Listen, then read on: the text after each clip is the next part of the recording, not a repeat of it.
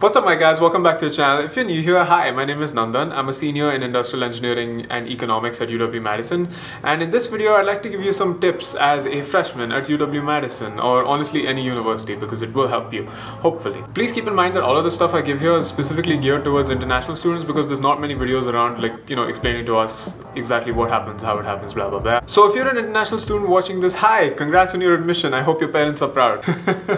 Oh my god, it's sad how true that is.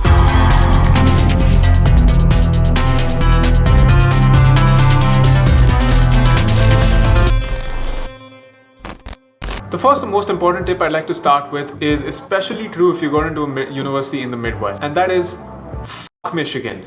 Honestly, I don't know, it's ingrained in you as a student in UW-Madison, whether you're international, domestic, whatever. Fuck Michigan. I don't know why, just fuck. Alright, that's a joke. If you got into UMich, I'm not angry at you, I'm just disappointed.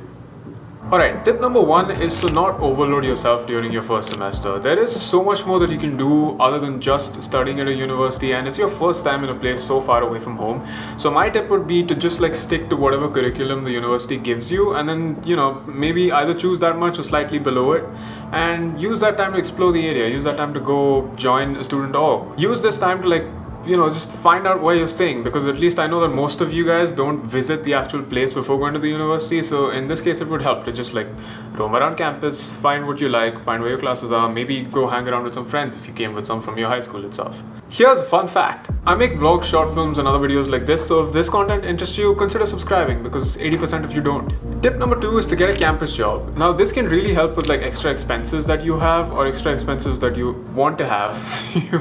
I'm not endorsing anything in this. Don't block my channel, YouTube, please. So campus job can really help with extra expenses you have, and in addition can help you get an SSN, which is everyone gets it for some reason. It's helpful for tax purposes. It's all that boring adult stuff that an SSN helps with. So I would just recommend getting a campus job so you can apply for an SSN quick. A video on how to do that exactly at UW-Madison is coming quick, so stay tuned for that. If you want to stay tuned for that, subscribe. That's it's not cringe at all. Tip number four is slightly unconventional, and that's to order food from outside, and here's why. As an international student, when you move 8,000 miles away, it's a little bit hard to get adjusted to the new culture, and the cultural shift that people talk about is real. Now, I'm bad at putting this into words, so I'm just going to explain it to you in terms of food, because who doesn't like food?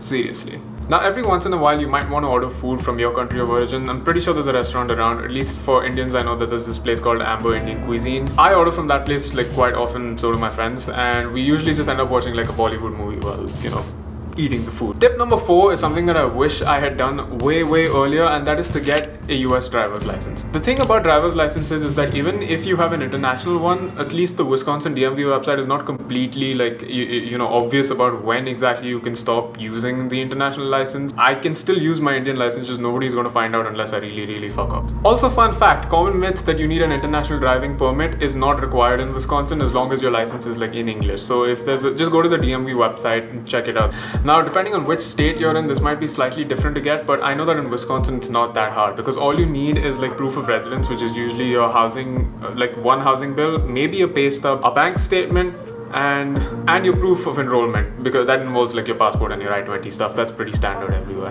If you want a video on that, just let me know. I'll make it as soon as I can. Tip number five is that winters in Madison especially are extremely intense. It varies semester to semester, but most of the time I've stayed here, it's f***ing cold. Invest in a good jacket, in good pair of gloves, maybe some ear protection thing. I just used my headphones to stop it, but even that didn't work, and you don't walk outside for a long time, so technically you don't need them, but if you're especially sensitive to cold, this might be helpful.